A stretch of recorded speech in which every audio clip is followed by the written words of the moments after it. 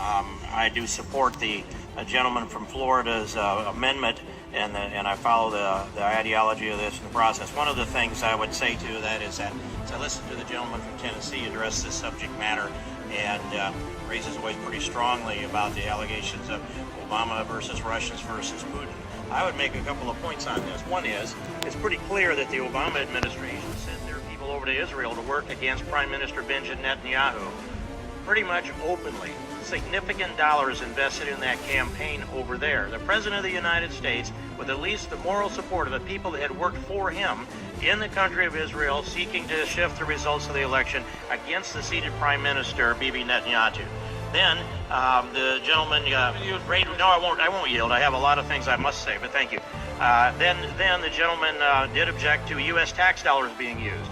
I just came back not that long ago from the Balkans, where I sat in a place like Macedonia, and there I learned that the United States government, borrowing money from China and Saudi Arabia, had handed over somewhere at least $5 million in contracts transferred through USAID into George Soros organizations that were used to manipulate elections in the Balkans. And that's just particularly Macedonia, not including the neighboring countries that are there. And some of that money was used to translate Saul Alinsky's Rules for Radicals into Macedonians to distribute the books, and the rules for radicals and the actions of radicals were manifested within the election efforts in that part of the world. So I would say that the Obama administration is a long ways from clean on this as far as being involved in elections in other countries, not to mention little comments like the British, if you vote Brexit, you're going to have to go to the back of the queue.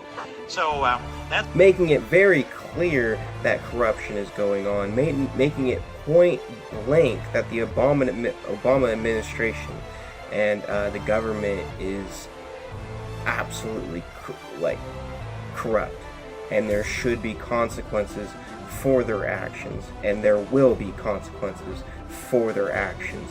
Now, they are trying to drain the swamp the best they can. The problem with that is that the people that we're trying to be held responsible for their actions, a lot of them are still in power, and they're like in a little group. So it's kind of hard. It's kind of like when a police officer, does something wrong. Why is it so hard to put them in jail? Why is it so hard to punish them? Well, it's because they are the law. So when you got people like Hillary Clinton and you got the Obama administration creating all these heinous acts and illegal treasonous acts, it's hard to just throw them in jail, but it's simple. See, we as a people need to come together, and we need to be our own news station.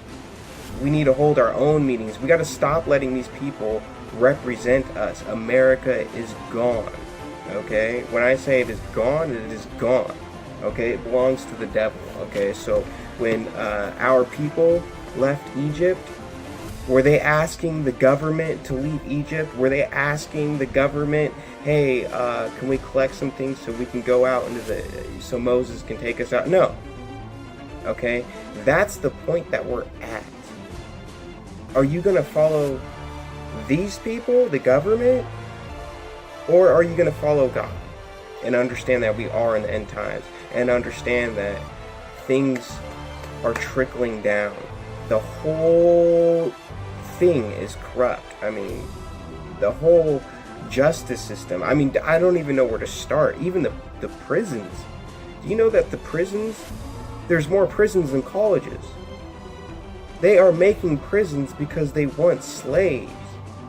They have to have 90% of their seats or beds filled in prison. So that means that they're not trying to rehabilitate people or help people. They're trying to put people in jail so they can make money. So the whole system, I'm sorry, but your whole society is a lie. It is corrupt, and it is run by psychopaths. So people need to wake up and realize that a war is going on, that there are people in the government that are trying to dethrone these people, but they need our help. Case of Huma Abedin and Anthony Weiner sharing laptop and sharing emails, there was nothing new. in 650,000 emails. And what we've done in this Congress so far is just taken his word for that. Now, it seemed fairly logical to take his word at the time until you examine the investigation that he conducted of Hillary Clinton. Oh, by the way, it was a matter. The investigation that had Cheryl Mills, her chief of staff, as her chief counsel in the room with Hillary Clinton, and both of them had a plea bargain of some kind. They were exempted from prosecution for some by limited terms, but in any case, when you have this chief of staff who's the subject of investigation too, they're as counsel to the person who is the subject of the investigation, and we ask under oath, and I ask these questions of Comey, or of Loretta Lynch and Comey under oath, and that is, where's the copy of the transcript?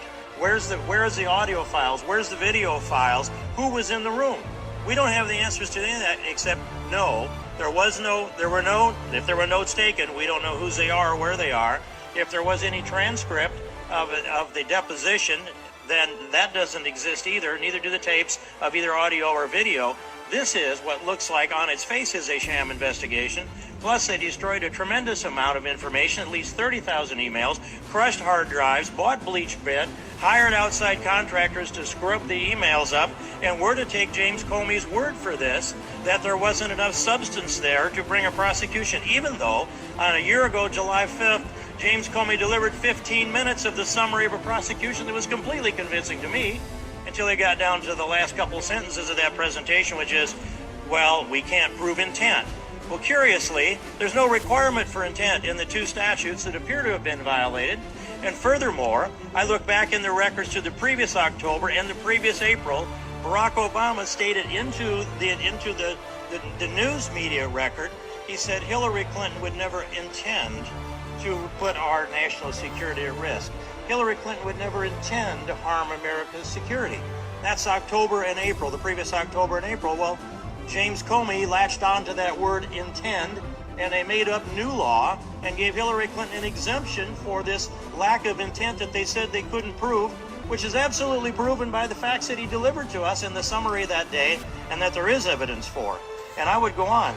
And not only does this trail lead through Hillary Clinton and James Comey, but the Loretta Lynch component of this as well. When you put this in place and you look at the example of them on the tarmac, it's hard to imagine they sat there for 38 minutes and discussed grandchildren. I think that might even be singular, grandchild at the time. We should check that.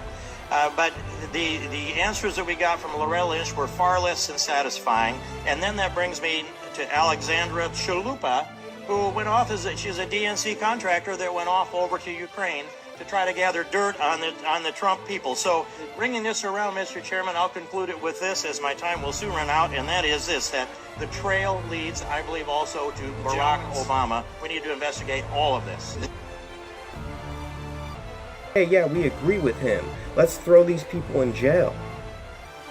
I mean, if we had all the Americans come together because we were organized, not by the government, we were organized by ourselves, and we come together and we're saying, hey, we need to put Hillary Clinton in jail. We need to look at her email files. How about we, the people, look at the information?